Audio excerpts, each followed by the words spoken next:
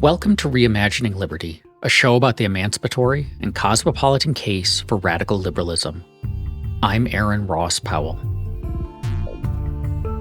You can think of this episode as a kind of soft reboot, or a back to basics. This is a show about politics, but it's a politics grounded in a particular set of values and a particular perspective, and with the political and policy specifics downstream of those. Ever since the election, I've spent a lot of time on those specifics, as well as on the policy details of what the forces of a liberalism are up to. And that's important. But I want to bring the show back, at least a bit more, to those values and that perspective. What is it about the kind of radical liberalism motivating this show that sets it apart? What are those values? What is that perspective? So today's episode is the start of a conversation on just that, and it's framed around change. I've brought back my very first guest, and my dear friend, Cory Massimino. He has been, it is fair to say, one of the biggest influences on the evolution of my intellectual and moral approach to politics over the last 10 years. We talk about how our views have shifted, what it means to be a radical liberal, and what sets the kind of radical liberalism at the heart of reimagining liberty, apart from the right-leaning libertarianism many are familiar with. Cory is an independent scholar and a fellow at the Center for a Stateless Society, where he hosts the podcast Mutual Exchange Radio and also The Long Library. If you value reimagining liberty and our vision of a more humane and expansive radical liberalism, I encourage you to become a supporter. You won't just be helping us keep the lights on, but you'll also get a special version of the podcast that is free of ads and sponsorships, and where you can listen to every episode a week early. You can also join the ReImagining Liberty Discord community. To learn more, check out my Patreon at patreon.com/Aaron Ross Powell or look for the link in the show notes. And if you just want to stay updated about this podcast and my writing, head to that same Patreon and click Join for free. You'll get notified when I publish a new essay or release a new episode. You'll get sneak peeks of upcoming shows, and I'll send you my latest blog posts as well. With that, let's turn to my conversation with Cory.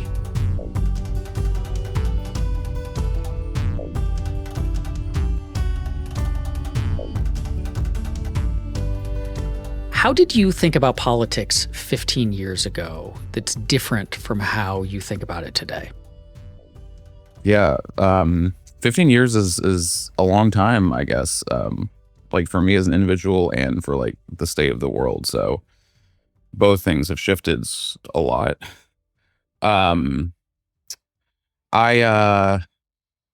was a libertarian, and I still am, but I guess pretty starkly different kinds of libertarians exist, and I would say, I was a few years kind of, we're talking about 2010, so Obama era.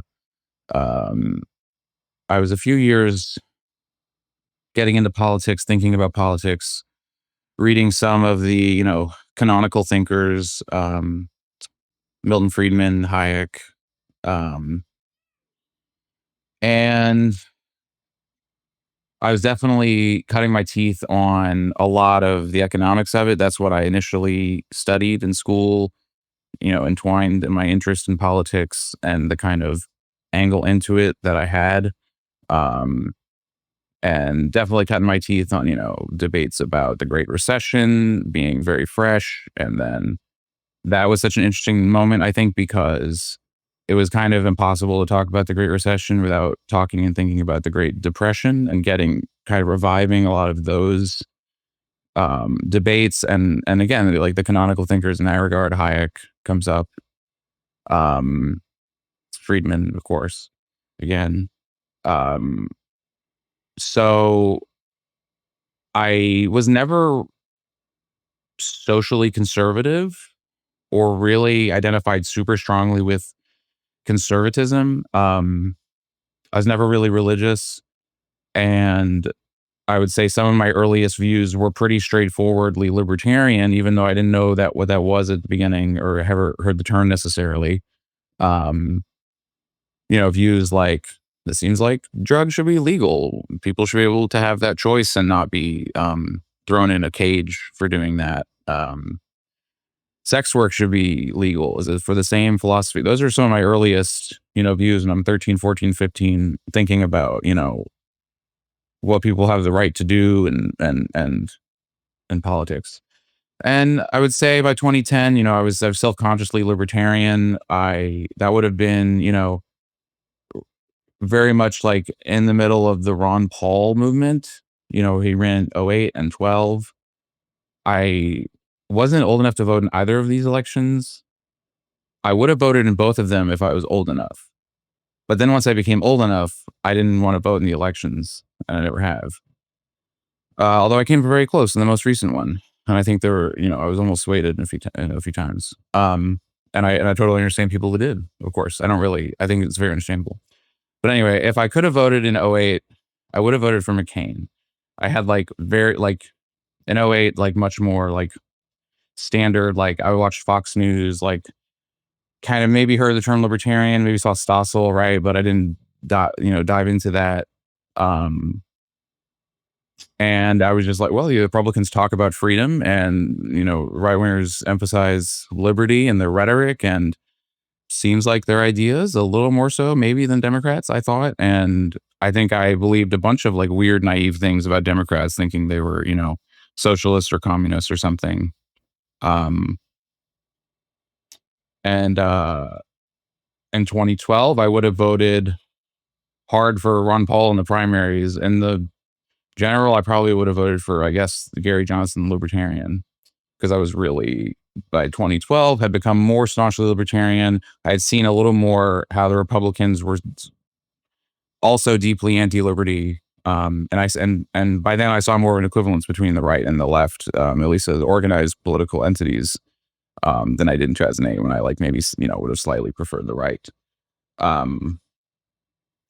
So I would say I went from kind of bog standard libertarian views, emphasis on economics, deep skepticism of the left.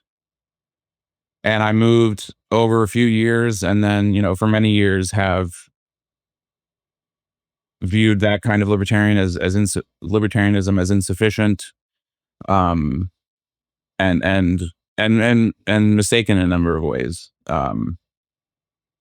So I'm much more skeptical of the right, and the right has also become a lot worse. So it's kind of easy, but I was getting more skeptical of the right even before it got worse, pre-Trump, even starting to, totally change my view on that. And I've gotten more left wing, is one way of describing it, in my libertarianism, and coming to see a lot more continuity with my libertarian ideas that I've always had, and left wing ideas, like feminism and gay liberation and things like that, which some libertarians have emphasized in history, but not enough, especially not enough lately.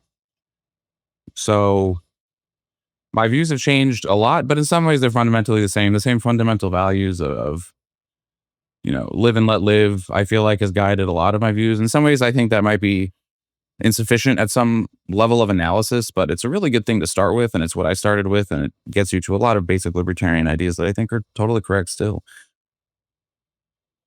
What about you? I think there's a lot of overlap.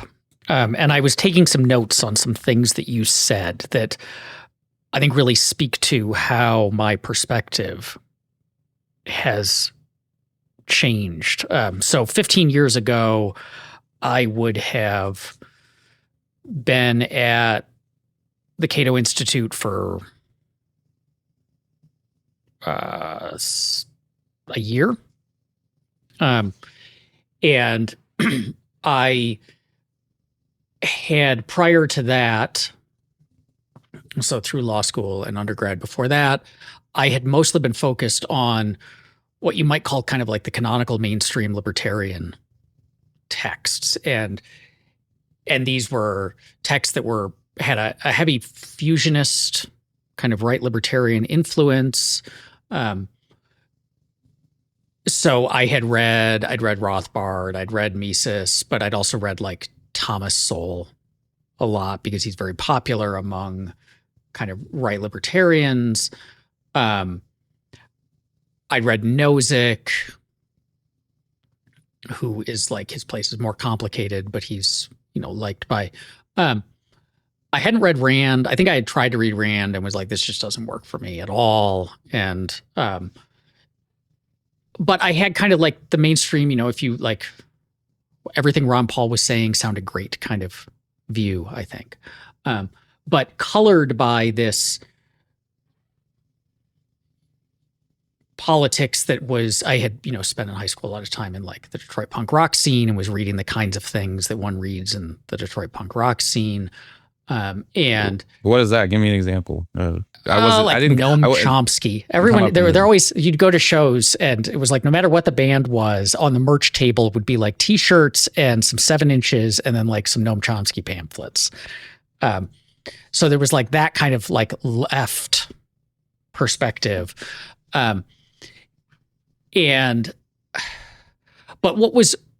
what stood out to me in what you said that I think like speaks to kind of this shift that I have experienced, because I did an episode recently of the Liberal Currents podcast with Samantha Hancox Lee, and she asked me how my political views had changed. And this kind of prompted our conversation today. And what I said, like a lot of my, actually, like looking back, a lot of my policy views, like my views about the proper size and scope of government and what the law should be, and there's some tinkering around the margins, but like the broad hasn't really changed a lot. I still like firmly believe that a free market economy is both the best way to create wealth for the broadest number of people and is emancipatory, that private voluntary action solves problems more efficiently and in more innovative ways and with less violence and routes around a lot of the really bad incentives that exist with state, like all of those things. But it's been more a shift in perspective. And I think what you said, so you made 2 points that I noted down that I think really are central to this shift. So one is you noted like you were kind of, back in the days you would have voted for McCain, that right-wingers talked about freedom.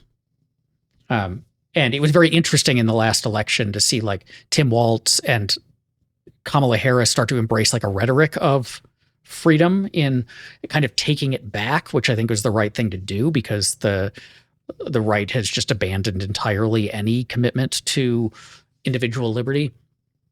But it was true. They like back then they did. And there was a credulity in believing them that I had a much great, like I was much more credulous about Republicans actually meaning it. And then the fact that Democrats didn't talk about it felt telling.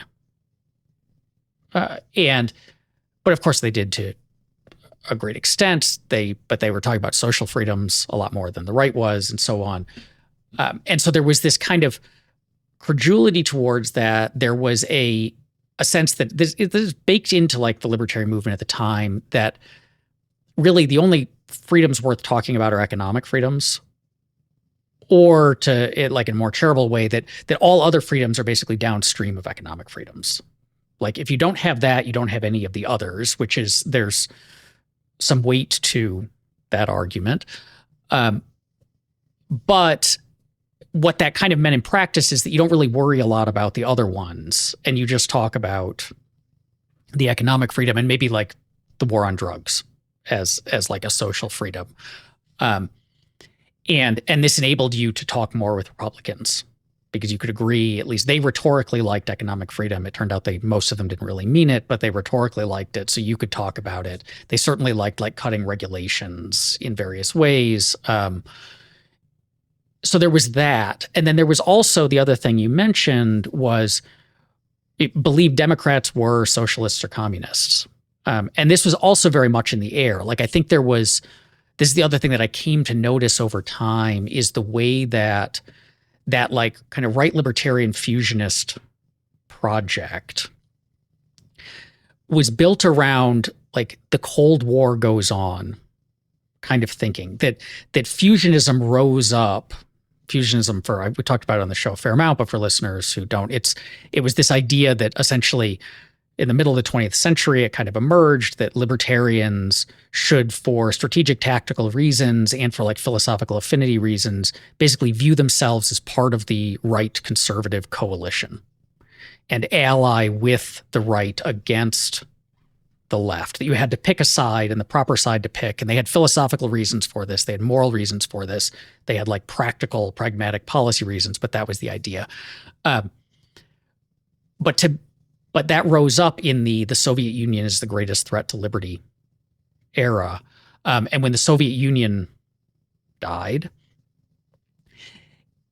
it became harder to like hold together. The discontinuities between libertarianism and conservatism became more apparent. And one way that you could kind of keep that together was to say, well, the Democrats are like basically the Soviet Union present in America, right? Like they're socialists, like command and control economy socialists, or they're communists, or they're just a slightly shaded version of the Marxism.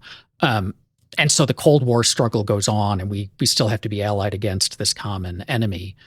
And so I think the other area where I shifted in that was not like, I didn't come to see the Democrats as libertarians, because they're not. Like their economic policies are like anti-market in all sorts of ways. But to realize that they were, the difference between them and the Republicans was much smaller than the difference between them and Stalin or Mao or North Korea. And that both parties weren't the kind of radically freed markets that you and I would advocate for by any stretch of the imagination, but that this was like these guys are so bad that you have to stick with anything, no matter how bad it is. And so I think that's where a lot of my views came to change, was noticing where these kinds of gaps in attention were.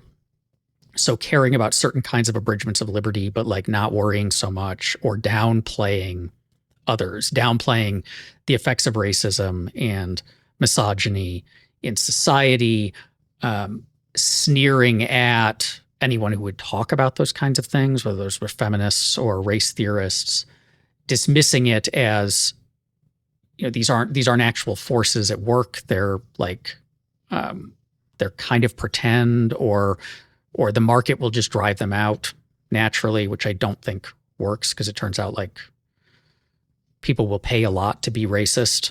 Like they'll bear a lot of costs in order to be racist or misogynistic. So there was like a noticing of that, and that's being bound up with this affinity or this kind of alliance with or cultural connection to the right. And then this like, and this became, this becomes increasingly clear over time as the right goes in the Trumpist, like really horrific.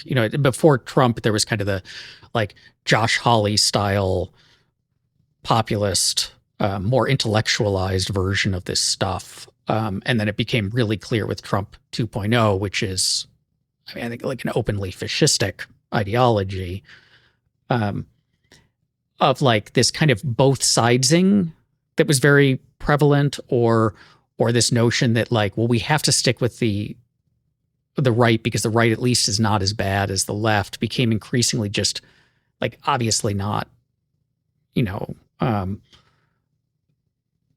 not a tenable position, because the right was just abandoning, or if it wasn't abandoning, it was like it was dropping its rhetorical commitment to this stuff and kind of going back to what it actually historically long had been. The rhetorical commitment to this stuff pops up with like Goldwater and Reagan, and continues through maybe like Paul Ryan.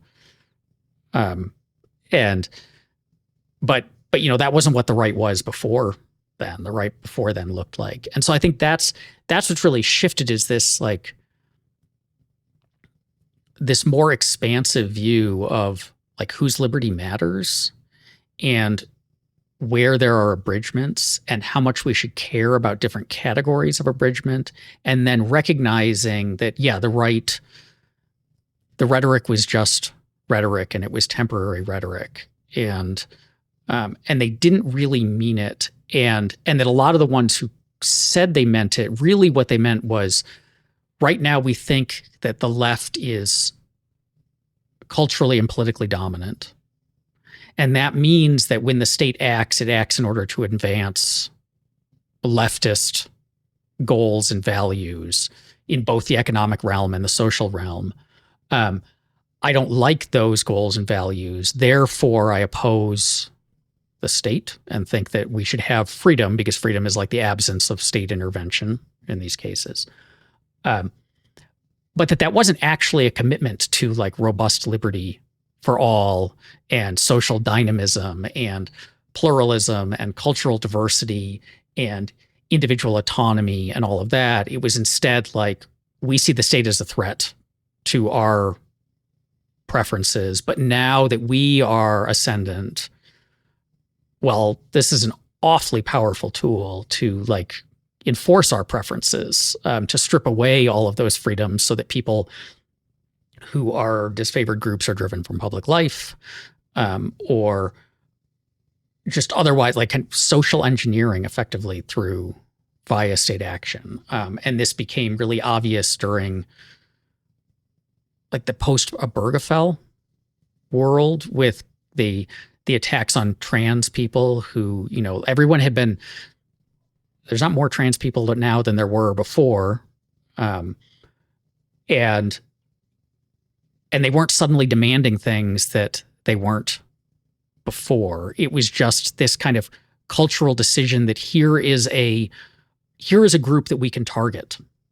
It used to be gays and lesbians, but Obergefell kind of took a lot of that off the table, and there was rising acceptance of, but here's a group where the acceptance is lower because it's like weirder to a lot of people. They're much more of a minority. So we can target them in order to stir up culture war stuff and justify, state interventions. So I'm rambling a bit, but like, I think this is what, like, those two things you said, I think were like very much in the water when I was early in politics, and then realizing that both of those were not quite right, really impacted then like the shift in perspective that I had. Yeah, I mean, I think fusionism was always there was uneasiness and tensions, and it wasn't, it's not like you didn't have, libertarians and people on the right critiquing fusionism during the heyday of fusionism. But yeah, when you get into the canonical libertarians and you get into political activism and libertarian sphere, it feels all, you don't even realize the stuff that you're really taking for granted about navigating the political space of the United States, and yes, often without realizing, implicitly, deprioritizing certain issues or liberty for some, as you described it, and implicitly, maybe without realizing, raising the priority of liberty for others and other issues.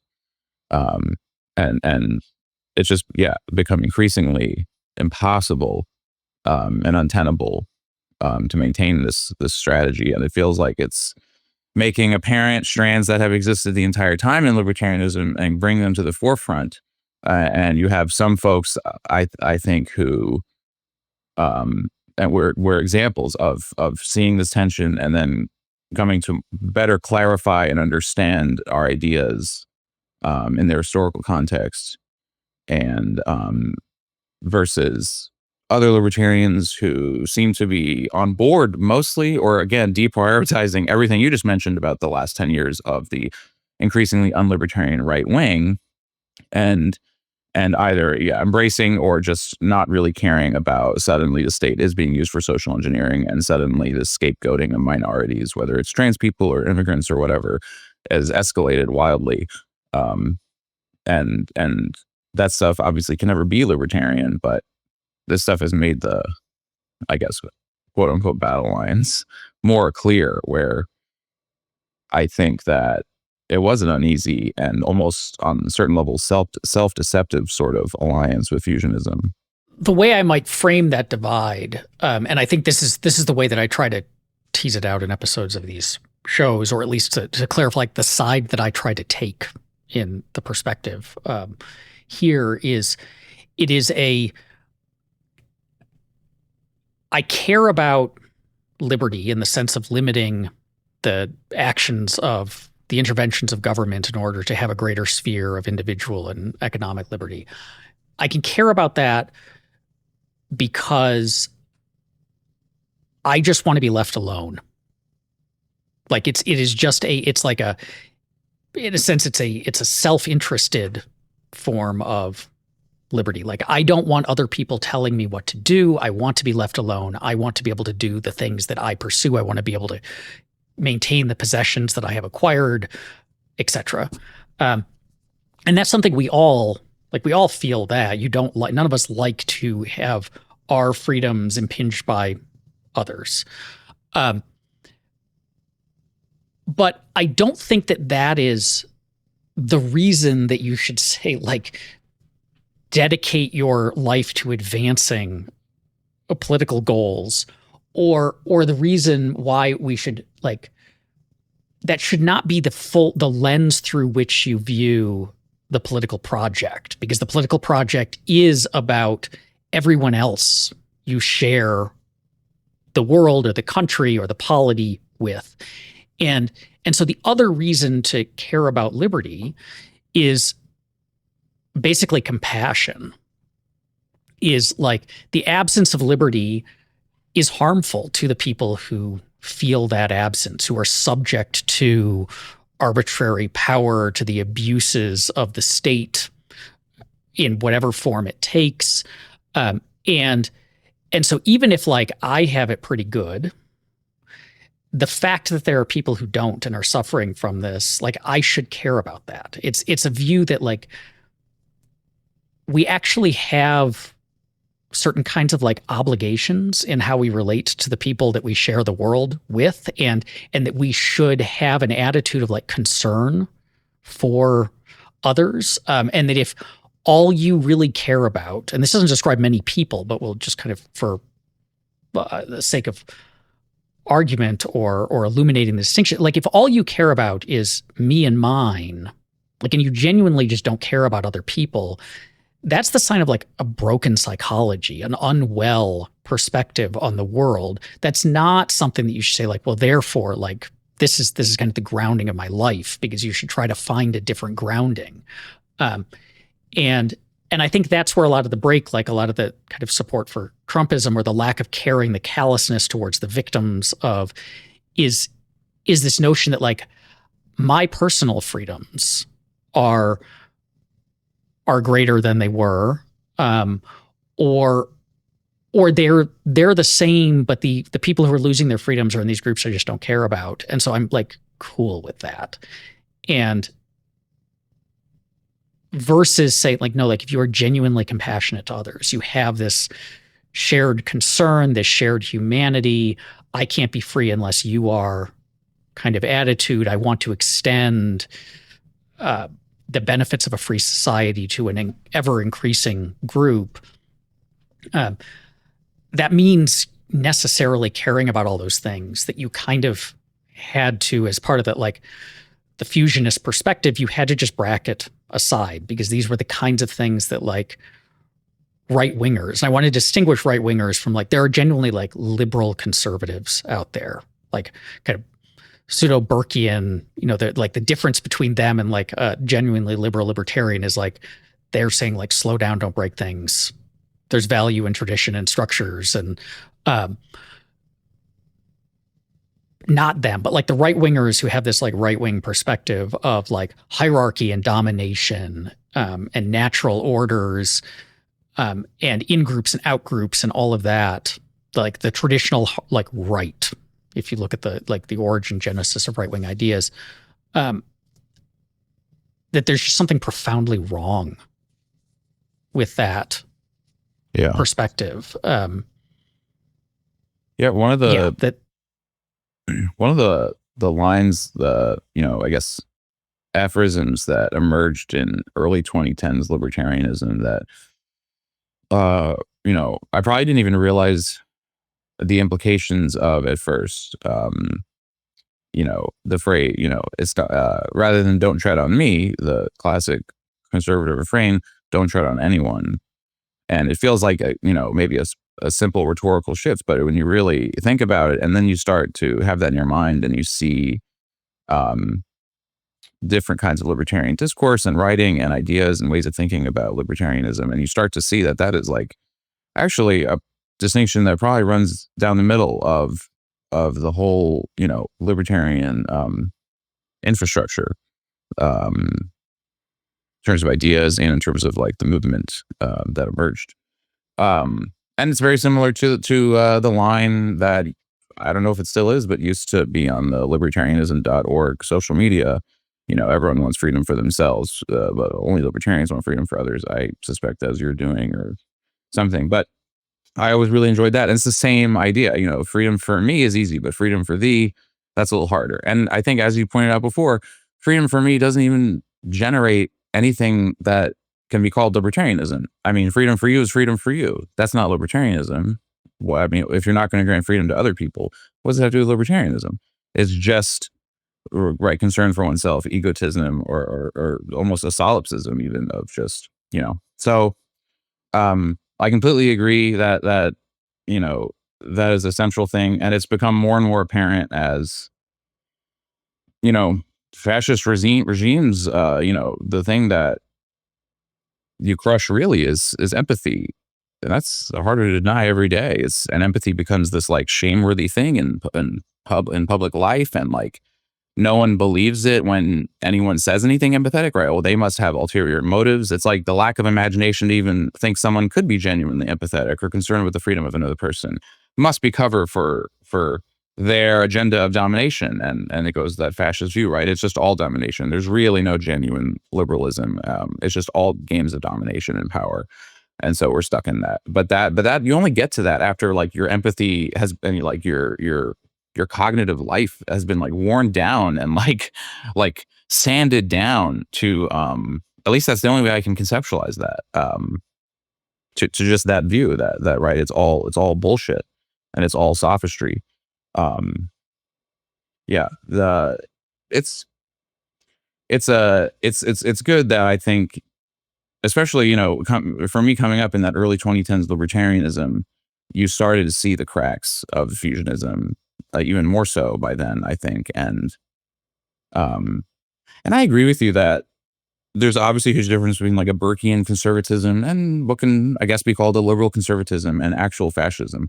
But part of the reason I'm not conservative really of any kind is because I think even the soft view that like traditions and structures built up from prior generations and institutions like that, the view that we just need to conserve them or at least like slow down and not break things as you described it, which I think is a useful aphorism for any political ideology. But when that becomes like totalizing of your view, like that's the ground, I don't think that can be a ground of a thing either. And I think you end up then, it's harder and harder to conserve those traditions. And then you more and more forget that those traditions aren't necessarily built on any voluntary process that may be abided by the moral rules that you envision governing political life.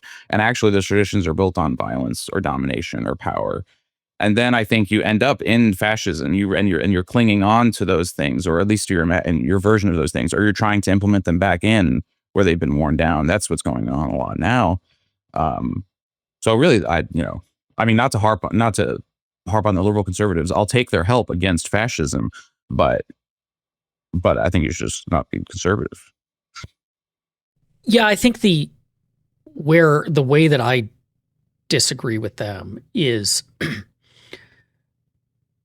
there is something. So the argument that, we have certain institutions that seem to be load bearing, and we shouldn't just haphazardly smash the load bearing institutions because it might turn out that what you get in their place in like that destruction is worse and that you can't fix it. And that's not a silly argument. Where I disagree is in the selection of which are the load-bearing institutions, because there's a tendency to say basically all of the ones that like I like. And I don't mean just like government institutions. I mean like cultural institutions as well, traditional marriage or certain kinds of social relationships, or the privileging of certain ways of life over others and so on. Like those are cultural, social institutions that get argued that those are load bearing. And the argument that they're load bearing is like we've had them for a long time and society seemed like particularly stable when we were maximizing those.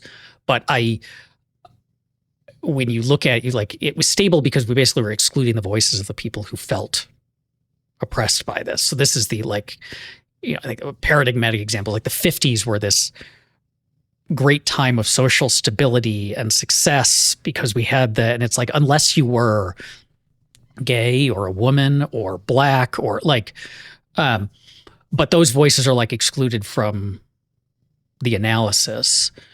And then the other part of it is there's these historical stories of like these are natural institutions, natural ways of being, but then the fields of inquiry that actually examine the truth of those claims, anthropology, cultural studies, social history, etc., conservatives tend to be very, very hostile to those.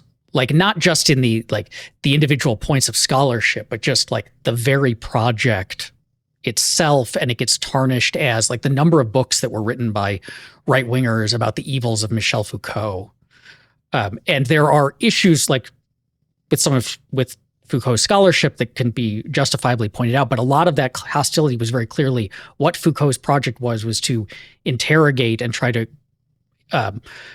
uncover the stories of power behind what were taken to be like natural institutions. And this is extremely threatening to the project of maintaining a belief that these are like load bearing and necessary, and the result of nature itself. And so like starting to see that, and I think if you take those critiques seriously, what you get to is like, not that there's that kind of slow down, be careful form of conservatism is junk, because again, like there's that argument that you should kind of be aware of what you're doing and don't unintentionally break things is very valuable. But that a lot of the time it became a pretext for just maintaining things that were clearly not load bearing or were in fact destructive or unjust. So it was a way to route around having to justify and having to argue about. It was kind of the way that like Chesterton's fence, which is very much this argument, can get used as a shutdown critique. Like just don't, this exists, therefore it must continue to exist, and don't ask questions. And so that's where I get off the argument with them is, okay, if you really mean that, then what we should be doing is like deeply critically examining the history of these institutions, their emergence, their voluntariness, why they persist, because they might persist for reasons other than they are good and beneficial. But there's often like a lack of interest in really doing that, or this hostility to those who even begin to undertake those projects. Yeah, I completely agree with all that. I think conservatives overrate the knowledge embedded within these traditions and built up institutions for the reasons you said, the processes that generated them, the voices that went into their construction were often unjust, to say the least. But then on the flip side, I mean, I think it's a deep insight that we need to account for. If you're not a conservative, then you have all the more reason to like really, really deeply internalize whatever wisdom conservatives happen to have, which is the slow down and don't break things thing. But that, I think that aphorism like contains a lot of things within it. In practice, I think my views towards, I guess, political strategy and shifting the world in a more just direction. My views on those things, I think, in many cases, would seem conservative in a broad sense, in that I'm very skeptical of most anything called revolution. I'm very open to the idea that historical revolutions were net bads for freedom. A lot of people really cherish some of these historical revolutions, depending on what side of the ideology you're on. Um, but I tend to think that that's some sort of mass violent conception of revolution. That's definitely going to break things. Um, I think that that's why social change, I think we need to think about it more in terms of like outmoding our existing institutions, not just abolishing them, because then what takes their place? What's the positive vision? What's the inspiring vision? And then obviously what's logistically going to be superior? And it's hard. How do you know in advance? It's really hard. So if conservatives overrate the knowledge embedded within historical traditions, I think non-conservatives overrate the knowledge of themselves and slip into social engineering and very easily replace Chesterton's fence with an even bigger, worse fence. So I guess I'm gonna take that analogy further. I think what I'm imagining, in terms of outmoding institutions, it's like all right, maybe it's like too much of a big and dangerous effort to like tear down this fence today, but we can like take down some planks and like put a door, and then like, okay, if that's okay, let's put some more doors, and then eventually everyone is like, walking through the doors, and there's no problem, and the norm shifts and shifts, and it's this marginal tinkering that brings us closer. So developing alternative institutions, alternative ideas, alternative social infrastructures. I think that's the only way really to shift society in a more liberal and libertarian direction, because I completely agree with the conservatives in regards to skepticism of revolution and mass, overnight changes, even to a wildly unjust system, is better to try to navigate it and build alternatives. And it doesn't feel like that's like a viable or live consideration to like really most people in politics, or it's all about capturing the reins of the government and the state and then like doing what you want, and that's libertarians and liberals. I don't think that, obviously I don't think that's the right way, either morally or practically.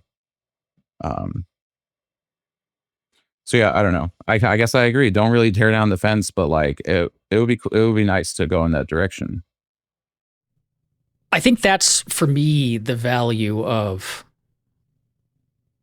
anarchism, even for non-anarchists, or of anarchist theory or anarchist praxis, even for non-anarchists, is I think it's a David Graeber line where he talks about like the point of maybe anarchist anthropology, or but that these studies is you're essentially offering up to people options. You're saying like, here's alternatives of how things could work, and they, you might not be aware that they have worked differently in these other places, or this particular thing that you think has to be done this way, it turns out there's people either historically or in a geographically different location, a culturally different location, who have found a way to do it like this. And so when I think about like kind of the big tent of the sort of radical liberalism that, this show exists to discuss and advance, I very much see, Center for a Stateless Society style anarchists as in that, even for the people who ultimately are like, this doesn't, for various reasons. I was listening over the weekend to the first episode of your Long Library podcast, where you talk with Roderick Long, which is about his essay on 10 objections to anarchism, I think it's called. And, there are 10 answers. It's a very good podcast. Roderick Long is a thinker that is underexposed. More people should be paying attention. A very thoughtful guy. But it is this, like, even if you ultimately think that one or more of those objections is dispositive, Um, yeah, it's that like offering up alternatives. It doesn't need to be like tear down the institutions tomorrow. And I think as we're seeing right now with the Trump administration, if you just start like tearing things down, the results aren't great. But it's like, no, you should be aware of, there should have kind of this expansive sense of the possibilities and be aware of the alternatives and then try them out. And if they work, do it more. And if they don't, do it less. But this runs up against that urge to maintain the existing systems that you see from conservatives. I think the way that kind of right libertarians who really don't like social freedoms try to frame it is that other people's social freedoms can turn into a form of not leaving me alone. Like if I have to see your trans merchandise at like pride merchandise at Target, that's like an abridgment of my leaving me alone means not pushing your views on me.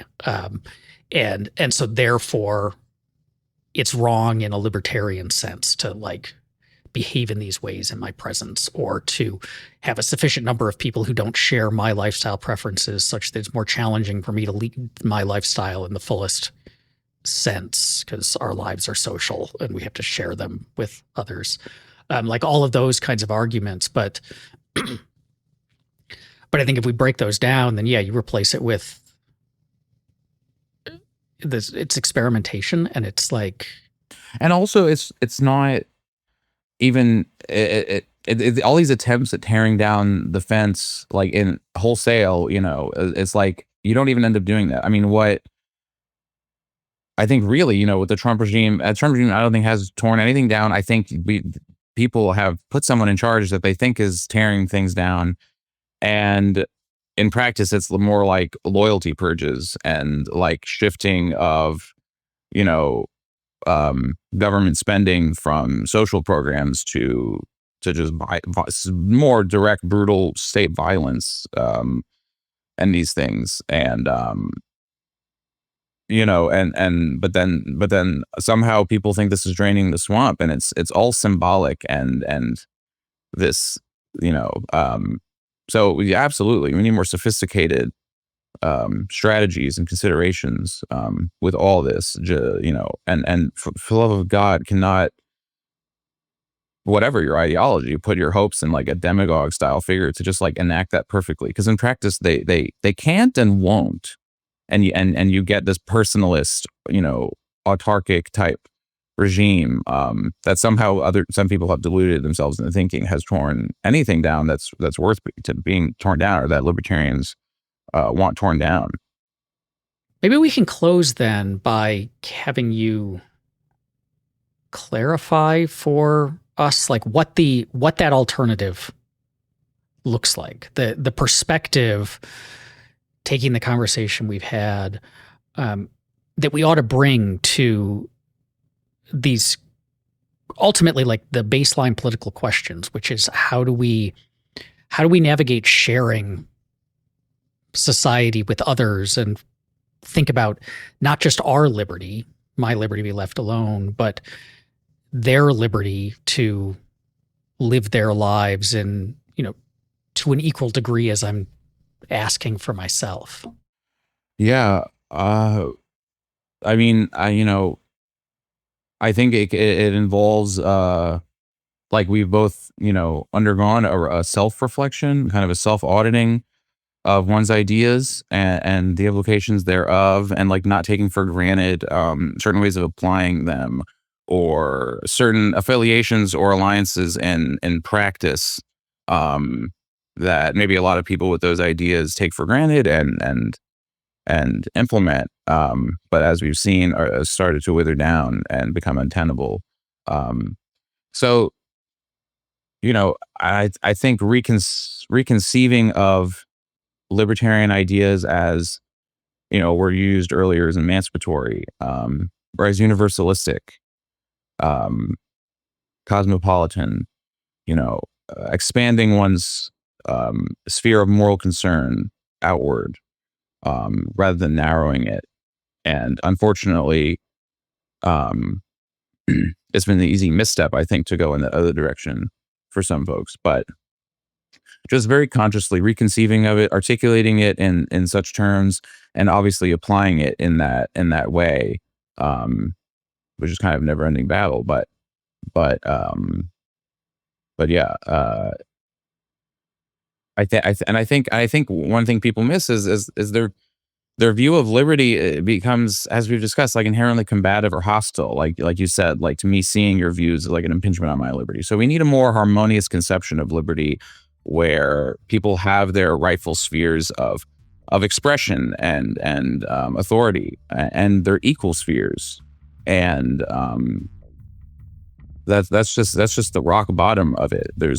We can't indulge in domination games and power, even if we think those are some instrumentally valuable thing to like greater liberty, which they aren't. But even if they were, respectful of other people's spheres of liberty in this more harmonious conception of humanity and of our potential.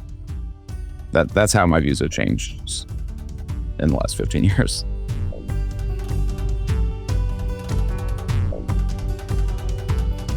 I hope you enjoyed today's episode of Reimagining Liberty.